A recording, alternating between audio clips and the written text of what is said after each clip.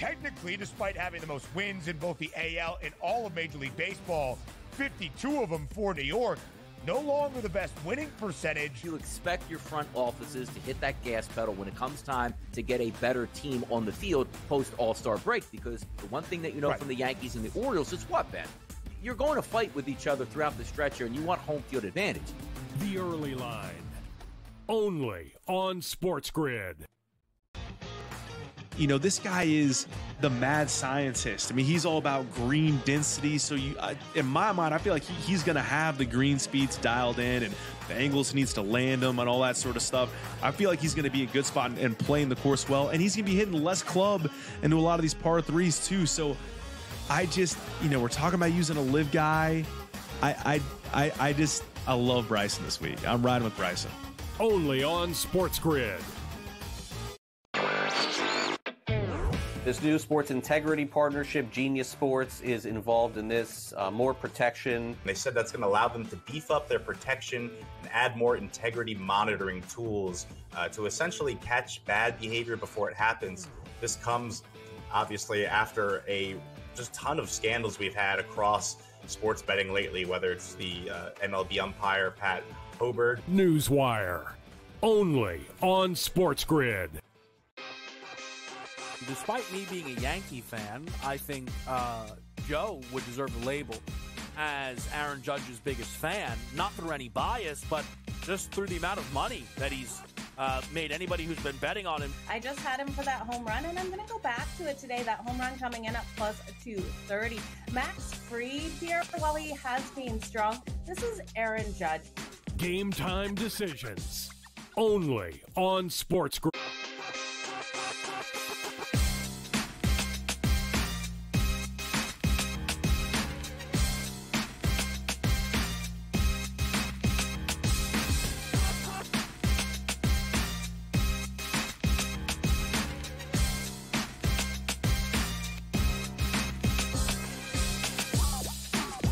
What do you say? Little game time decisions on a Saturday. Kevin Walsh with you here on SportsGrid. Excellent stuff this morning from Charlie Hugh and the in-game live all-access crew over here on SportsGrid, covering everything at the Open Championship. We're going to check in with Charlie in 15 minutes and just make sure we have all of our bases covered. We have everybody now teed off. The field is set. Shane Lowry, the live favorite. Can he get the job done?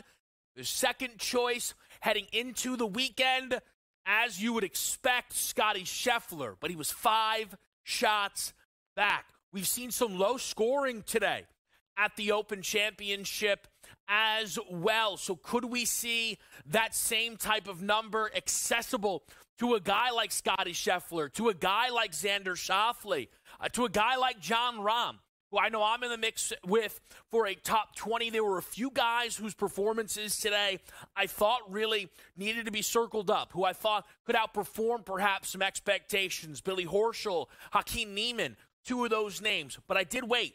I hesitated. And I want to talk a little bit with Charlie, which, again, we're going to do here in about 10 minutes' time. The idea, as I was up this morning getting ready for the show, watching the broadcast, they felt that perhaps those low scores were really going to be more accessible to the earlier groups. And as the day went on, perhaps it wouldn't be the same story. We'll see if that is going to be holding true. It's all stuff that we will get to. And the Open Championship will handle the morning, a little bit of the afternoon. Eventually, we'll pass the ball over to the baseball. But at night, the main event, it's the WNBA All-Star Game. The timing of this WNBA All-Star Game, where Team USA against the WNBA All-Stars, it couldn't be more perfect. It is really the only positive of Caitlin Clark being left off of Team USA.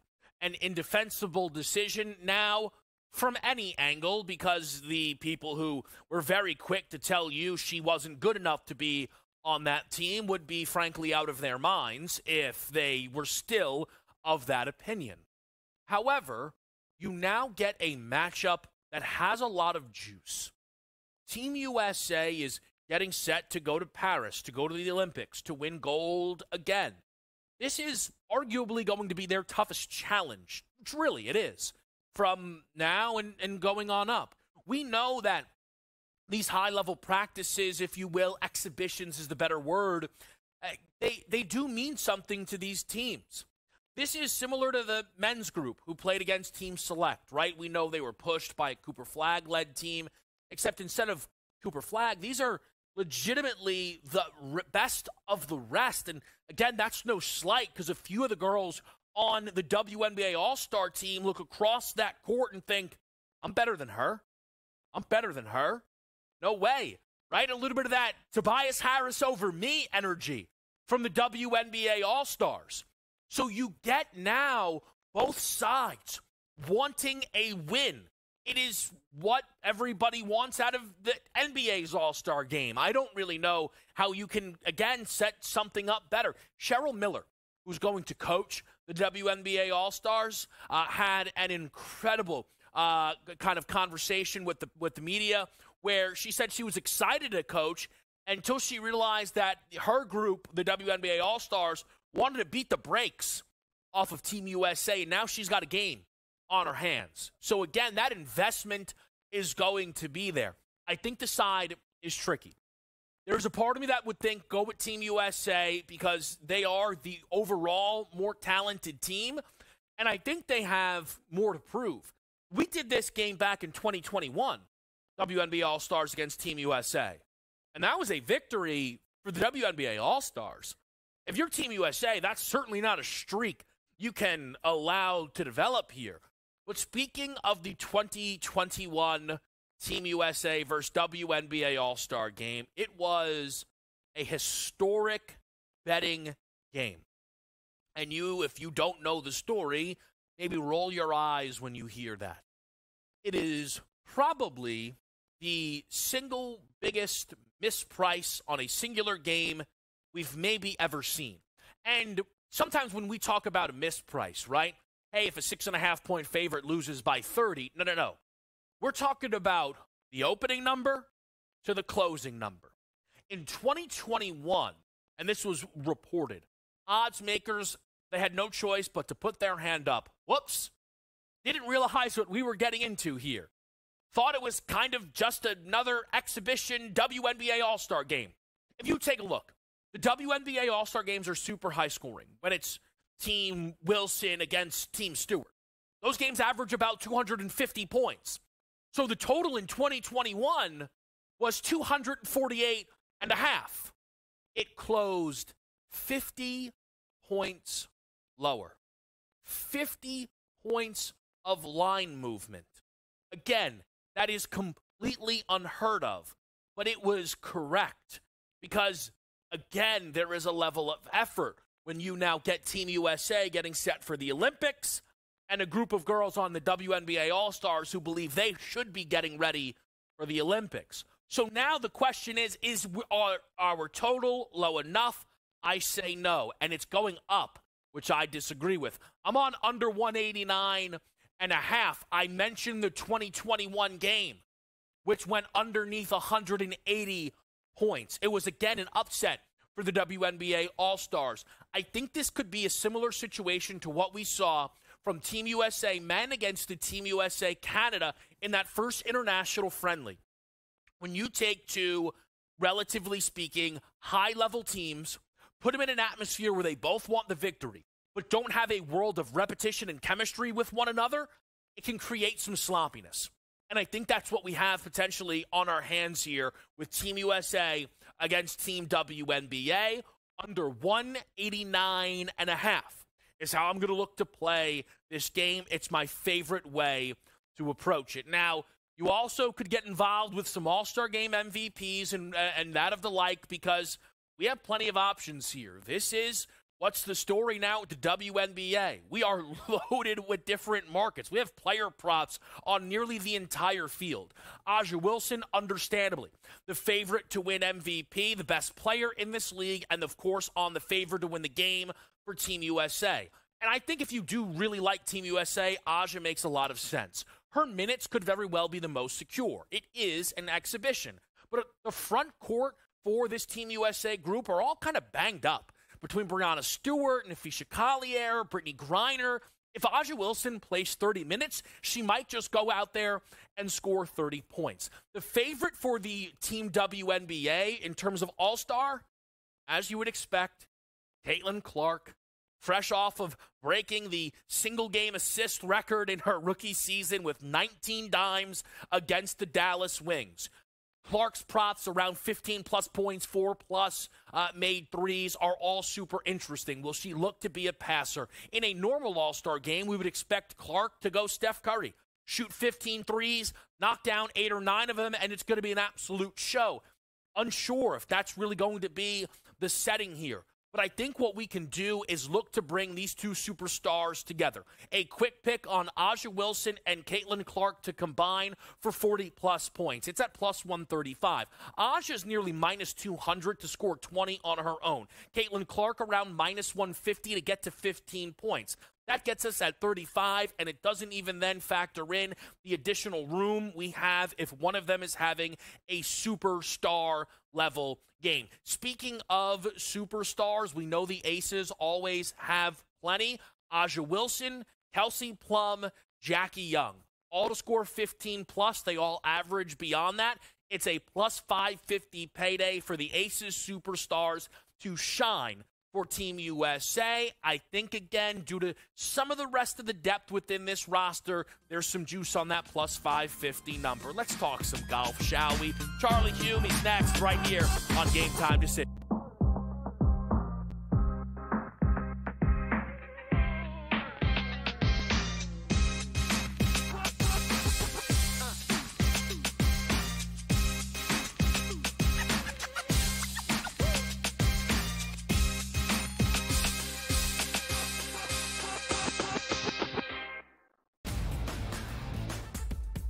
The staple of consistency within the AFC North, that's the Pittsburgh Steelers. 17 years under Mike Tomlin, never a losing record, never less than 8 wins. You add Patrick Queen there over from your division rival. You take a look at that offensive line, which does have some question marks, but still a decent wide receiving core that they have, a running game that has Najee Harris, and a quarterback that's been there, done that.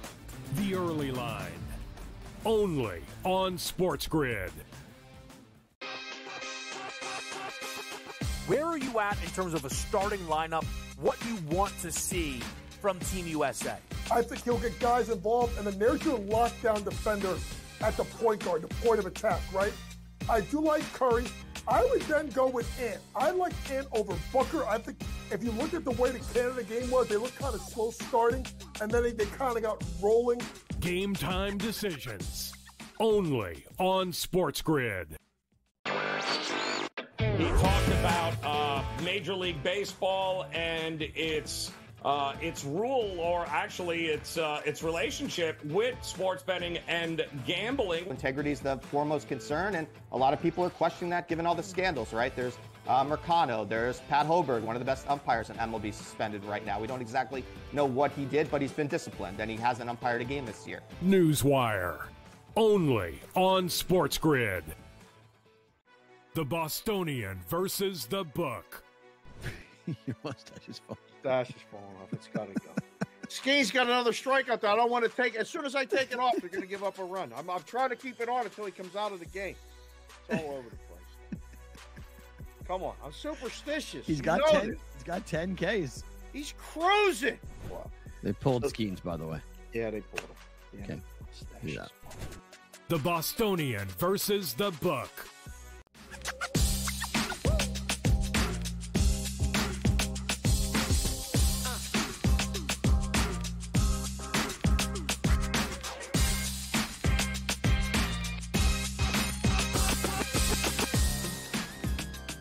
All right, we're back right here. It's Game Time Decisions. It has been a busy morning for everyone with the Open Championship, and that includes our guy, Charlie Hume, who's been crushing it with the in-game live setup there. And, Charlie, we appreciate you giving us just a little bit of extra time here on this Saturday morning. It's necessary, though, because as you kind of been explaining to me, at a drop of a dime, all of the expectations that you could have for an Open Championship can change like this. What are you seeing now that we have everybody's officially kind of teed off and we've got some shots from the top of the leaderboard? Yeah, delightful morning on Endgame Live with our boy Sam Yarnell producing. So good to be back on another one of his programs, right? No, it is.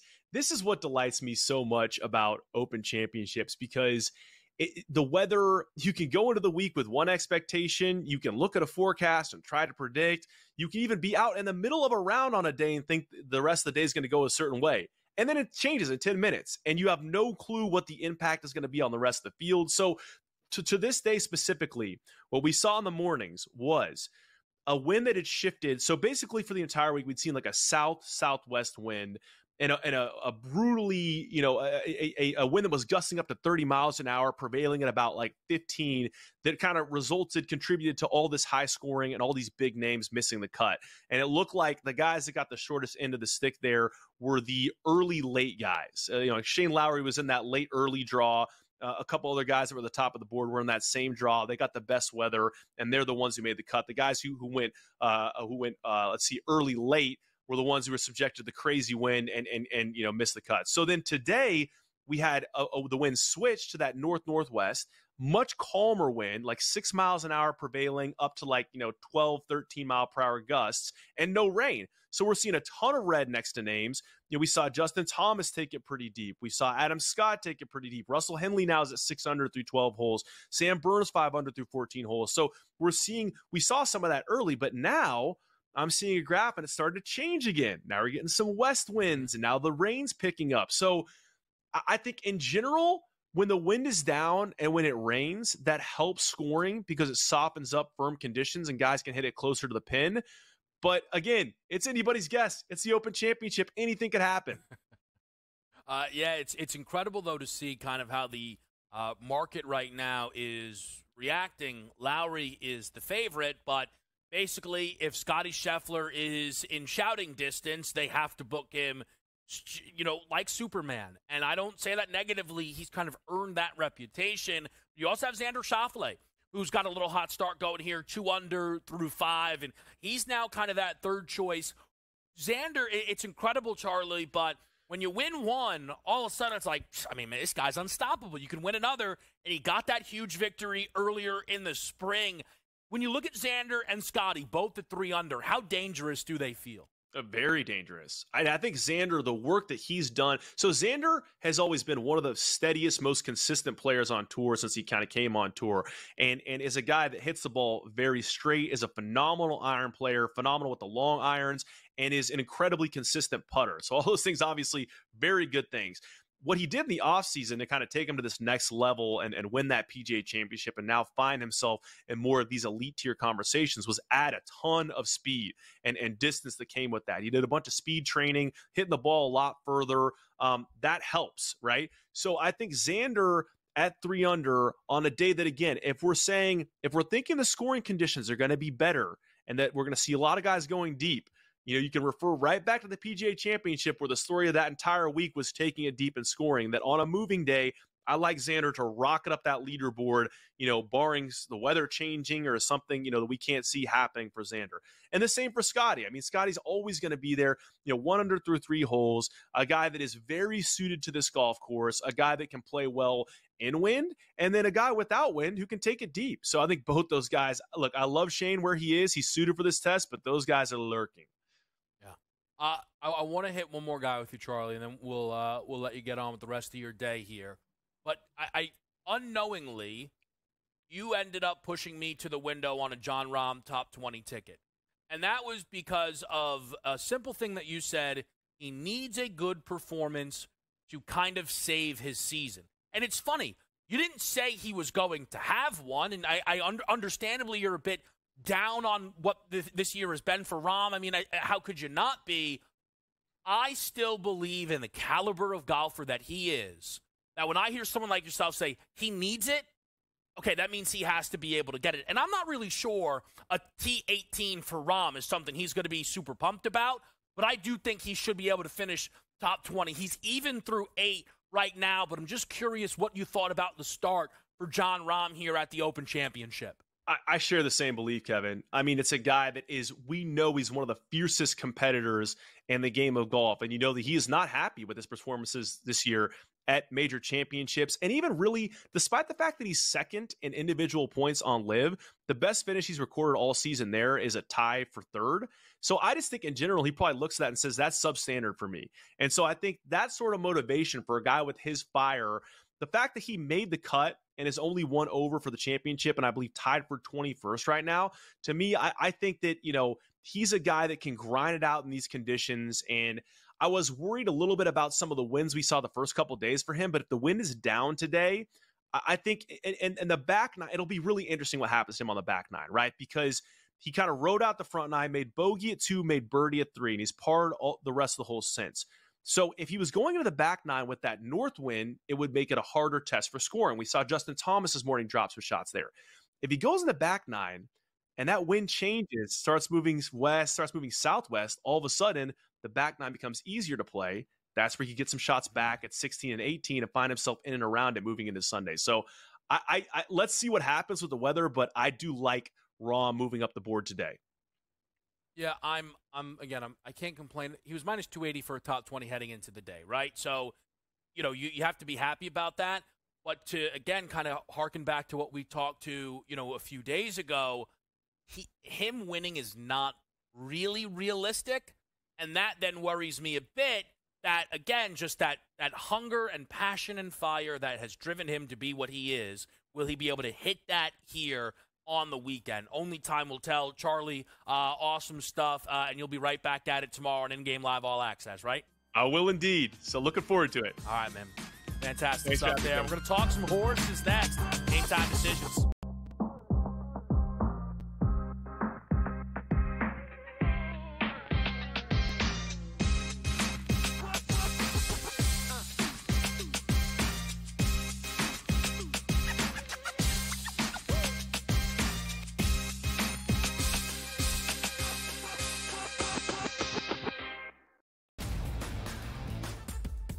The staple of consistency within the AFC North, that's the Pittsburgh Steelers. 17 years under Mike Tomlin, never a losing record, never less than 8 wins. You add Patrick Queen there over from your division rival. You take a look at that offensive line, which does have some question marks, but still a decent wide receiving core that they have, a running game that has Najee Harris, and a quarterback that's been there, done that. The Early Line, only on SportsGrid. Where are you at in terms of a starting lineup, what you want to see from Team USA? I think he'll get guys involved, and then there's your lockdown defender at the point guard, the point of attack, right? I do like Curry. I would then go with Ant. I like Ant over Booker. I think if you look at the way the Canada game was, they looked kind of slow starting, and then they kind of got rolling. Game time decisions, only on SportsGrid. He talked about Major League Baseball and its rule, or actually its relationship with sports betting and gambling. Integrity is the foremost concern, and a lot of people are questioning that given all the scandals, right? There's Mercano, there's Pat Hoberg, one of the best umpires in MLB, suspended right now. We don't exactly know what he did, but he's been disciplined, and he hasn't umpired a game this year. Newswire, only on SportsGrid. The Bostonian versus the Book. Your mustache is falling. Mustache is falling off. It's got to go. Ski's got another strikeout that I don't want to take. As soon as I take it off, they're going to give up a run. I'm trying to keep it on until he comes out of the game. It's all over the place. Come on. I'm superstitious. He's got 10. He's got 10 Ks. He's cruising. Wow. They pulled Skeens, by the way. Yeah, they pulled him. Yeah. Okay. Yeah. The Bostonian versus the Book.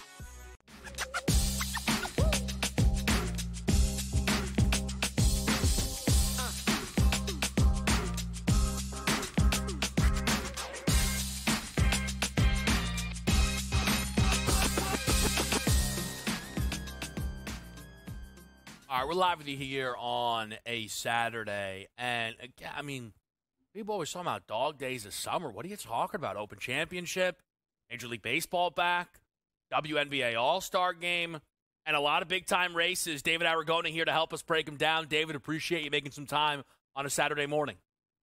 Yeah, glad to join you again. Let's start with the Haskell here, kind of as you're telling me. That's really what a lot of people are going to be focused on here from a racing perspective. And one of the key storylines is fierceness being scratched. Tell me what your takeaway was, kind of that whole story and how it impacts this race. Yeah, so the Haskell Stakes taking place at Monmouth Park in New Jersey this weekend features a lot of horses from the Triple Crown Series, the Derby, Preakness, and Belmont, who are trying to launch the second half of their campaigns towards the end of the year. The major summer goal for a lot of these horses is the Travers Stakes at Saratoga, affectionately known as the Midsummer Derby, and the Haskell Stakes is the premier prep race for that. And yeah, Fierceness was going to be one of the favorites in this race. When they entered this race, the connections were pretty upfront that they were considering withdrawing him. There's another prep race for the Travers taking place next week, the Jim Dandy Stakes, a little bit lower in prestige than the Haskell, but I think they're looking at that as maybe the race that they're really targeting with him. So he's going to come out, but his stablemate, same ownership group, same trainer, is Mindframe, and he's probably going to go off as the substantial favorite in this Haskell. He just barely lost the Belmont Stakes, which is the last leg of the Triple Crown, but I think a lot of people who watched the Belmont Stakes felt that his inexperience got the better of him in that race. He was drifting in and out through the stretch, and just a horse who looked like he was learning on the job, and I think a lot of people expect him to improve and be tough in the Haskell later today. Well, then the question, David, is kind of that what you're expecting, and is the price right then on Mindframe as the favorite here? I think people maybe are going a little overboard with the hype train on Mindframe. I expect him to be a very short price in this race, probably somewhere in the even money range, potentially odds on here. And he's a horse who's shown a high level of talent right from the start of his career, only had 2 starts under his belt going into that Belmont Stakes. You can understand how inexperience might have been the problem that day. But Dornoch, who won that race, the winner of the Belmont, he caused the big upset. He was 17-1 when he got the job done, but he's just a horse who's been underrated, I think, for the entire 3-year-old campaign. He was the horse that you could point to in the Kentucky Derby that had the toughest trip of all. He broke from the inside post position, had a lot of traffic thereafter, actually got cut off by the winner of that race, Mystic Dan, out of the starting gate. And I think he showed that he is a really nice horse when the trip works out for him, which it did last time in the Belmont Stakes. I think the one problem with Dornoch is that, once again, like in the Derby, he's drawn down on the rail, the inside post position. The connections were not happy about that, but it's a much smaller field in the Kentucky Derby, so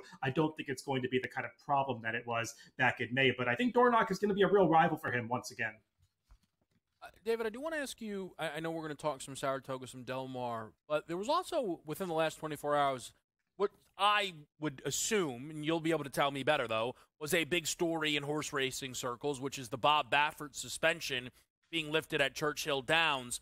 Can you just tell me your reaction to that and how significant or insignificant that might be? It's a big deal, and I think in horse racing circles, at this point, now we're about 3.5 years removed from the Medina Spirit case, which started all of this off. I think there's a lot of fatigue around this Bob Baffert story. I think there's a lot of relief that it's finally coming to an end. Bob Baffert, I mean, he served the punishment. It was initially supposed to be 2 years. They extended it another year. Churchill Downs did, I think, after Bob Baffert was maybe refusing to take ownership of the wrongdoing at first. But since then, I think that's been cleared up, and Bob Baffert has accepted culpability for what did go on, and Churchill Downs, I think, is now going to welcome him to next year's Kentucky Derby again. And it's a good time for Bob Baffert to know that, because this is around the time of the year when he would start debuting some of his more expensive and high-profile 2-year-olds, which would be the horses that he would be targeting at the 2025 Kentucky Derby. Which means guys like yourself then are going to have to pay a little extra attention, I'm sure, then to his horses.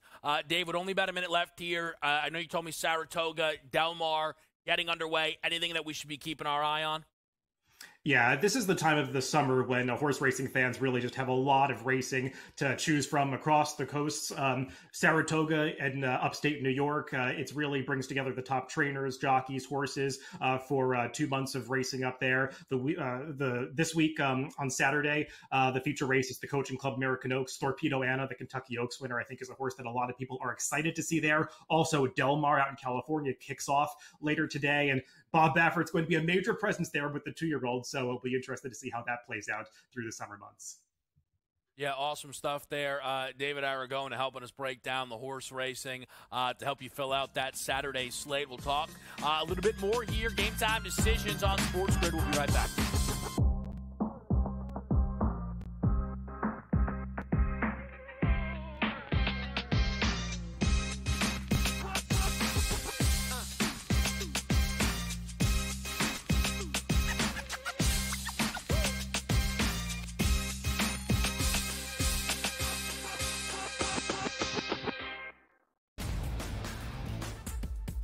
the staple of consistency within the AFC North, that's the Pittsburgh Steelers. 17 years under Mike Tomlin, never a losing record, never less than 8 wins. You add Patrick Queen there over from your division rival. You take a look at that offensive line, which does have some question marks, but still a decent wide receiving core that they have, a running game that has Najee Harris, and a quarterback that's been there, done that.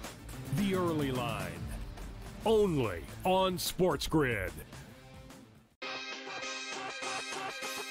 Where are you at in terms of a starting lineup? What you want to see from Team USA? I think he'll get guys involved, and then there's your lockdown defender at the point guard, the point of attack, right? I do like Curry. I would then go with Ant. I like Ant over Booker. I think if you look at the way the Canada game was, they looked kind of slow starting, and then they kind of got rolling. Game time decisions, only on SportsGrid. He talked about Major League Baseball and its rule, or actually its relationship with sports betting and gambling. Integrity is the foremost concern, and a lot of people are questioning that given all the scandals, right? There's Mercano, there's Pat Hoberg, one of the best umpires in MLB, suspended right now. We don't exactly know what he did, but he's been disciplined, and he hasn't umpired a game this year. Newswire, only on SportsGrid. The Bostonian versus the Book. Your mustache is falling. Mustache is falling off. It's got to go. Skeen's got another strikeout there. I don't want to take. As soon as I take it off, they're going to give up a run. I'm trying to keep it on until he comes out of the game. It's all over the place. Come on, I'm superstitious. He's got 10. He's got 10 Ks. He's cruising. Wow. They pulled Skeens, by the way. Yeah, they pulled him. Yeah. Okay. Yeah. The Bostonian versus the Book.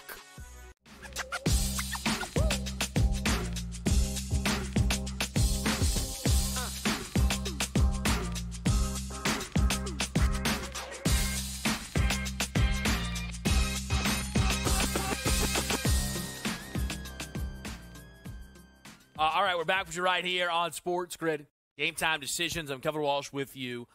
The only big thing that we have not been able to get to just yet is this Major League Baseball board. Man, we got the baseball right back in our lives. Yesterday, if you were not in the mix on Tuesday, I did place some second half Major League Baseball futures. Rays, under 80.5 wins. Reds, over 78.5 wins. Braves to win the National League. So that's kind of all stuff that I'll be tracking as far as kind of those big picture team futures.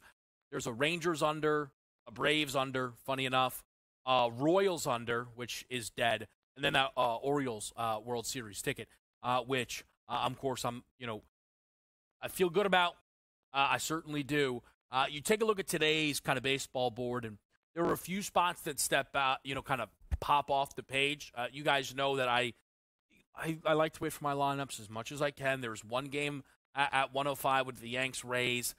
Basically, because of all my time with Donnie Rightside in the baseball world, I probably won't even bother with the doubleheader between the Braves and the Cardinals, and then we kind of get to 3 o'clock there, so it's a long ways away from really getting full lineups at the Kevin Walsh. I always tweet that out.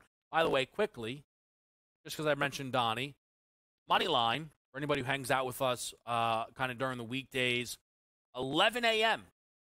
starting at 11 a.m. on Monday. We're moving up. We're moving up 3 hours. I got to get up a little bit earlier. Probably hear that anything. What do you mean you got to get up earlier? You're not usually up? No. Leave me alone. But Moneyline on Monday is at 11 a.m. Donnie and I will be there with you and in the mix. But some of the early baseball spots that jumped off the board are some road teams here, and I'm curious if there's been some line movement, but the Brewers jump off the page with Freddie Peralta at a plus price. Again, Freddie went to L.A. against the Dodgers. I mean, and nearly closed as a favorite. Again, like the way that James Paxton is priced is wild. Pablo Lopez is not having a great season. So I'm very interested in the Brewers at that plus price. I am interested in the Padres. A little bounce back. Guardians smashed them yesterday, but Dylan Cease definitely has a clear advantage over Gavin Williams. Getting a minus 102 range number there is definitely tempting. And then a spot I rarely will be willing to get involved in is Zach Gallen on the road. For basically 2 years now, home Gallen versus road Gallen, there's a gap. And this year, even home Gallen, started to leak a little bit. He gave up 10 earned runs in his last 2 starts at home. But before that, home ERA was absolutely brilliant. But again, on the road, it's above that 4.5 number. Kyle Hendricks is bad. I mean, Kyle Hendricks is not really I would say Kyle Hendricks is not a pitcher that you are throwing out on a regular basis if you're attempting to contend at a high level. Zach Gallen is at least supposed to be a near ace. Maybe you could talk me into the 8, but at a number that was minus 130 this morning, up to minus 136, I do think the Diamondbacks jump off the page a little. I also think the Astros do a little bit, which I kind of hate, but Valdez versus Kirby is mostly even. You have to certainly acknowledge home field advantage, but the Astros are, I mean, at this point now, they're inarguably playing better, and they feel more dangerous than the Mariners. These teams are tied right now within the division. Astros up a game in the loss column, but I look at this Houston plus price, and again, they kind of jump off the page there a little bit. So those are just a few of the spots that we're going to be keeping tabs on with that Major League Baseball board. I also wanted to quickly bring up a Team USA men's game, and then we kind of really will have all of our bases covered. But we have a first of its kind so far Team USA men's basketball game. They've played 3 games against Canada, Australia, and Serbia. And those numbers, for Canada and Serbia, around 12.5. The Australia number was 20.5. Today's number against South Sudan is 42.5. It's a monster number. The issue, though, is it's kind of really difficult to feel as if that is not. It is. I shouldn't throw around overreaction easily, but it's clearly a reactionary number. The Team USA is going to play South Sudan in the second game in the group stage. Those lines actually were sent out by the books. They popped up their game against Serbia and their game against South Sudan. And the number against South Sudan was 33.5. So how in the world do we get to 42.5 for an exhibition game? Because Team USA just destroyed Serbia, which I warned about. Listen, Team USA is significantly better than every single team they're going to play. So thus far, it's largely looked like a motivation / locked in factor, right? Sloppy against Canada early, locked in, they dominated. They went from down 10 at one point to, they won the game by 14. It's a big shift, right? You take a look at the game against Australia. Locked in pretty early, got up to 24. Some people had some reactions to that game just by looking at the final score. It didn't tell the story. Team USA was never in trouble. But they stopped locking in. Against Serbia, they were locked in all the way. Because that's what Nikola Jokic is going to bring out of those guys. Team USA is the best basketball team in the world, right? Yet none of those guys have a claim to being the best player in the world. I mean, really. I don't think LeBron really even still sees him there. Durant can't possibly still be making that argument. Steph can't. Tatum didn't win Finals MVP. I mean, Anthony Edwards probably thinks he's the best player in the world, which is fun, but he's not. And they know a lot of that is because of the guy across the aisle in Nikola Jokic. So it's kind of a chance for everyone to get their lick back. Anthony Davis, LeBron, Embiid, they came out fired up, dialed in, and they smashed that team. I mean, they smashed Serbia. So now they jumped the number nearly 10 points. The thing is, what we've seen from Team USA, they could beat South Sudan by 50. They could. there's nothing I've seen from this team that suggests they will stay dialed in enough to do so. If they do cover, I think the more I kind of even talk this out here with everyone, I think it probably has to go under. They probably will need to hold South Sudan to 60 or less if they're going to cover this number. Which, at that point there, they'd have to win the game by 60 points to get this game through the total. I didn't bet the opening game against Canada. I took the 20.5 against Australia. I tweeted it out at the time. I was livid.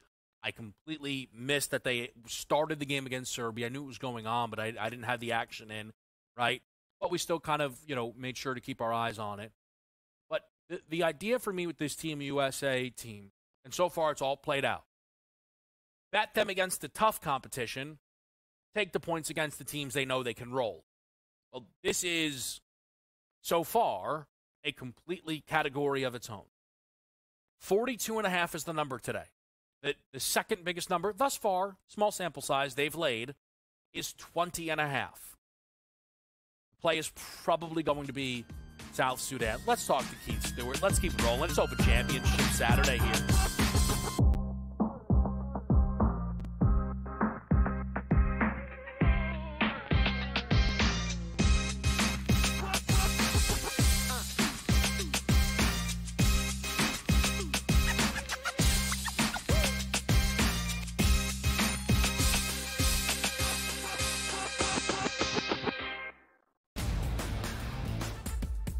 The staple of consistency within the AFC North, that's the Pittsburgh Steelers. 17 years under Mike Tomlin, never a losing record, never less than 8 wins. You add Patrick Queen there over from your division rival. You take a look at that offensive line, which does have some question marks, but still a decent wide receiving core that they have, a running game that has Najee Harris, and a quarterback that's been there, done that.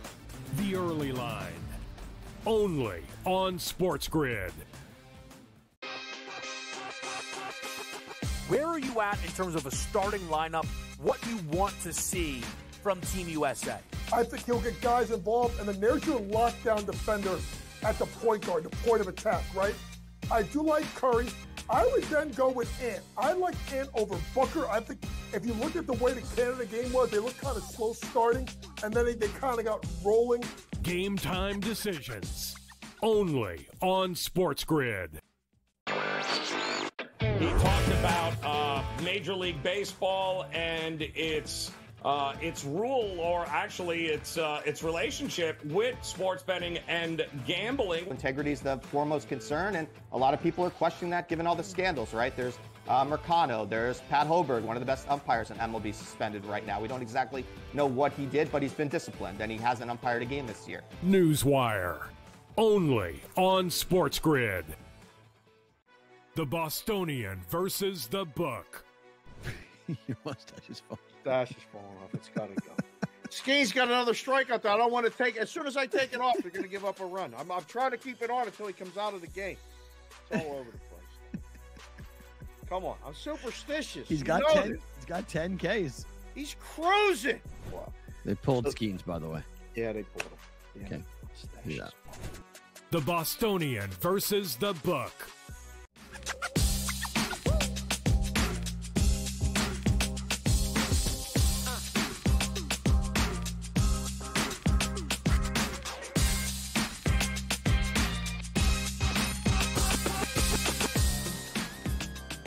All right, game time decisions. We're joined by Keith Stewart here with the Open Championship. Keith, appreciate you making a little bit of time for us here on certainly a very busy Saturday morning. Oh, Kevin, always for game time decisions. Plus, I've been up for 6 hours, and these guys started at 4 a.m. our time. It's the middle of the day. Yeah, it's this. The only thing this is interrupting is lunch, so let's do it. Fair enough.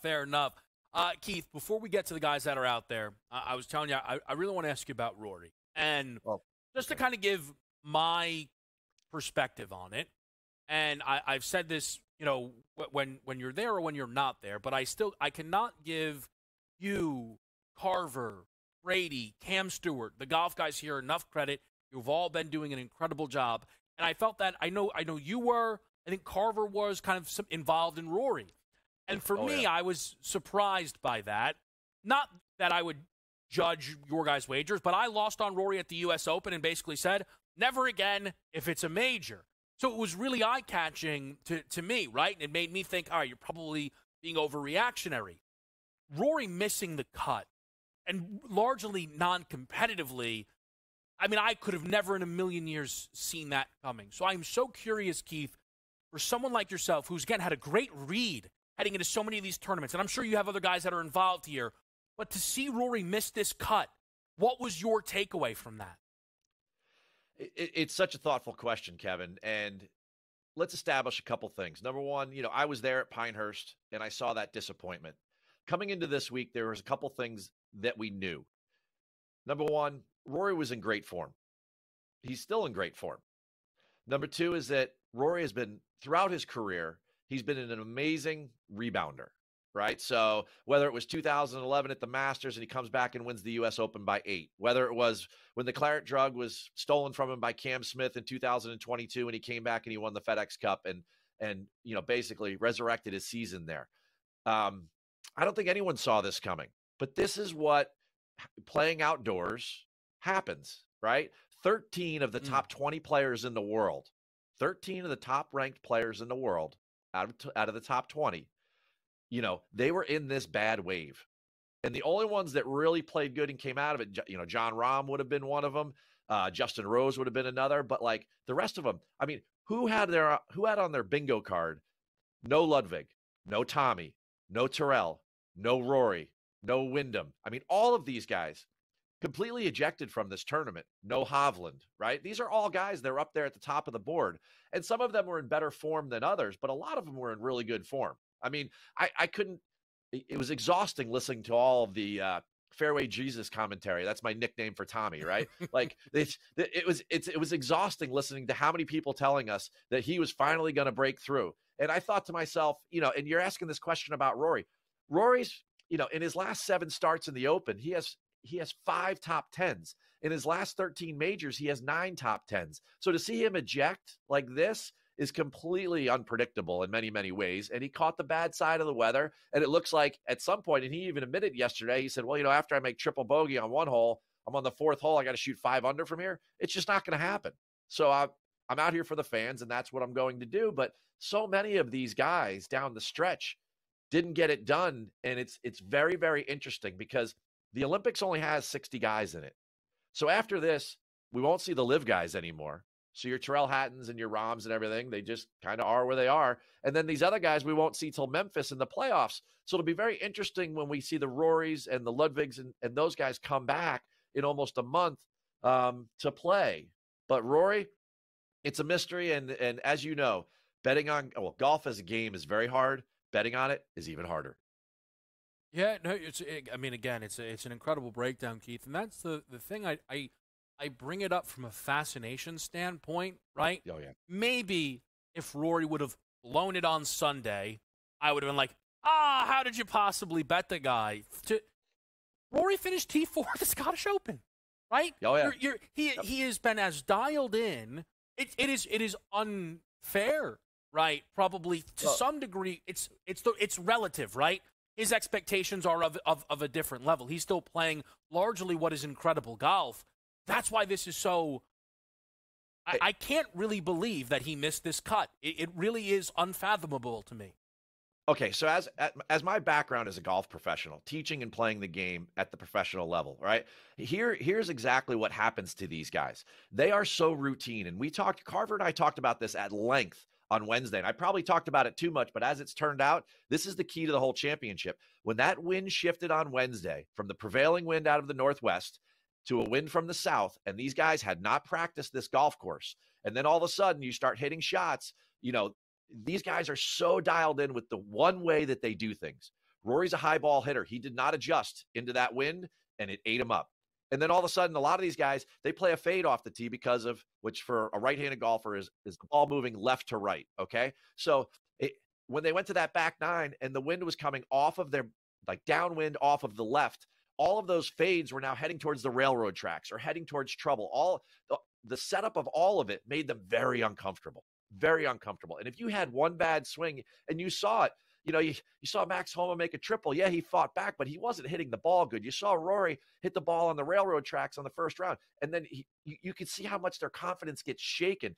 When you get into the nuts and bolts of how to play this game and what they do, these guys are very, very routine. You throw them off their routine, and it gets difficult, very, very difficult to come back, even with a T4 at the Scottish Open. And maybe, too, again, you brought up some key names there, and I don't know, but, Hatton, Fleetwood, Rory, kind of, the guys that come from kind of, the UK, if you will, there's always this expectation. Listen, man, they're going to be great here with some link-style golf, right? I mean, it's why, again, I was watching a little bit of the broadcast this morning. They're talking about Padraig Harrington. They're like, listen, he's as comfortable as you could imagine, which, again, it just then it really multiplies why the Rory thing is so stunning. And I know luckily Keith's going to stick around kind of after we hit this break, and we'll talk about the guys that are out there. Sure. But it's why I am so fascinated by this Rory thing, because there's just – I would have told you I would be less surprised if Scotty missed the cut of the two of them, truly. And – instead, Scotty's just his usual threatening top 10 live odds and everything like that. We'll get into Scotty. We'll get into Xander and the rest of the crew. He's going to stick around. We're live here on SportsGrid.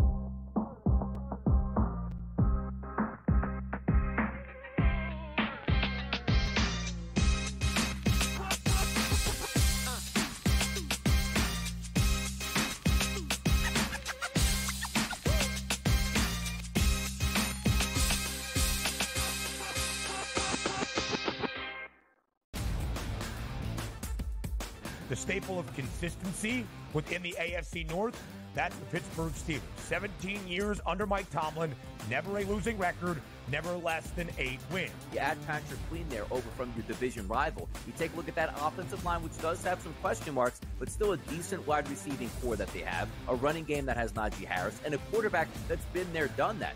The Early Line, only on SportsGrid. Where are you at in terms of a starting lineup, what you want to see from Team USA? I think he'll get guys involved, and then there's your lockdown defender at the point guard, the point of attack, right? I do like Curry. I would then go with Ant. I like Ant over Booker. I think if you look at the way the Canada game was, they looked kind of slow starting, and then they kind of got rolling. Game time decisions, only on SportsGrid.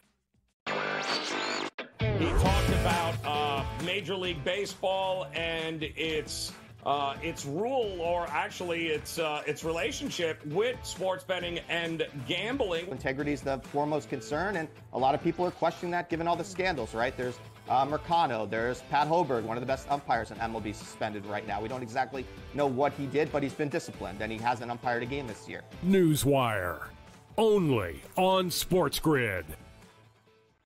The Bostonian versus the Book. Your mustache is falling. Mustache is falling off. It's got to go. Skeen's got another strikeout that I don't want to take. As soon as I take it off, they're going to give up a run. I'm trying to keep it on until he comes out of the game. It's all over the place.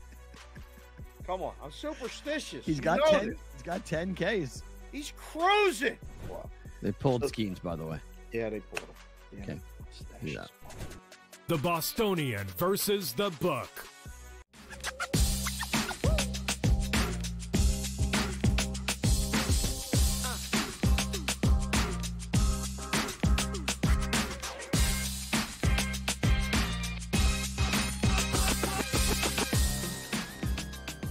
All right, we're live here on Game Time Decisions. We've got Keith Stewart with us. Keith, let me kind of throw it to you open, where no pun intended. Who right now out there is catching your attention, whether that's positively or negatively? What's really standing out to you? From a betting perspective, it becomes the weather. These leaders are going through the easy holes, the early par fives in an absolute rainstorm. And what's going to happen is that they'll par them, but they're not going to increase their lead. And you've got a couple guys out on the golf course that are almost done. And that's Russell Henley and Sam Burns. And their numbers right now are up in the high teens. I think that those outrights have a lot of value right now. And here's why. Because the wind is starting to shift today. So the rain is going to continue. And these leaders, when they make the turn and they start to come back towards the clubhouse, that south wind that kind of baffled everybody for the last 2 days and the first 2 rounds is now going to flip back to the prevailing wind, which is going to make those final 6 holes, which they are nicknamed hell, it's going to make them play like hell. It's going to be sub 60 degrees. They're going to be playing into a 10 to 12 mile an hour headwind on the hardest holes on the golf course. So anyone that can finish like Russell Henley or Sam Burns, these guys that are out here with good early rounds, and they're going to be done hours before these guys, I think there's a lot of value on the outright board, and that's where I would start this discussion. Do you kind of have a range right now, Keith, of what you feel like that winning score might be here at the Open Championship? I think if anyone got the double digits at this point, they would feel really good with their chances. They would sign for that right now, and they certainly wouldn't be half as miserable as what we see on TV. Because I think if Lowry going out in that last group, because remember they're 5 hours ahead, right? So Lowry hasn't even made the turn yet, and the guy's going to finish at like 7:30 at night over there, 8 o'clock at night. It's going to be absolutely frigid. It's going to be almost dark, and the wind's going to be in his face, whipping water the whole way in. If he shoots even par today, that would be an incredible round to finish at 7. So if one of these guys gets in, if Henley or Burns or one of those guys or one of these guys that we're featuring like Xander or Cantlay can get in at 5 or 6 hole or even 4, and he finishes at 7 again, well, they just cut his lead in half. And then we have a whole nother day to go through, of which, the weather over there, it's absolutely unbelievable. And they just play, which is fun. And that's what makes this my favorite tournament of all the tournaments, is because they really have to just play golf. Take the yardage book, just throw it away, right? Open the umbrella, put the rain gloves on, and just figure it out. Par is no longer a number. It's just make the best score you can for the situation that you're in. And that's really, really cool, because these best players in the world are being tested at a level with which we don't see very often. Yeah, I think it's a great point. There's one guy who I'm just seeing kind of tick up here a little bit. He stayed clean so far, no bogeys, pair of birdies. That's Colin Morikawa, and it's a guy that, again, you talk about form, and he's certainly been in it.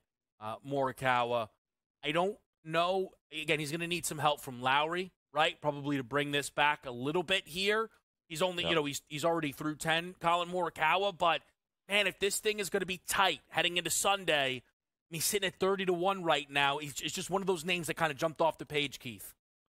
Absolutely, and right there, a shot ahead of him is Cantlay.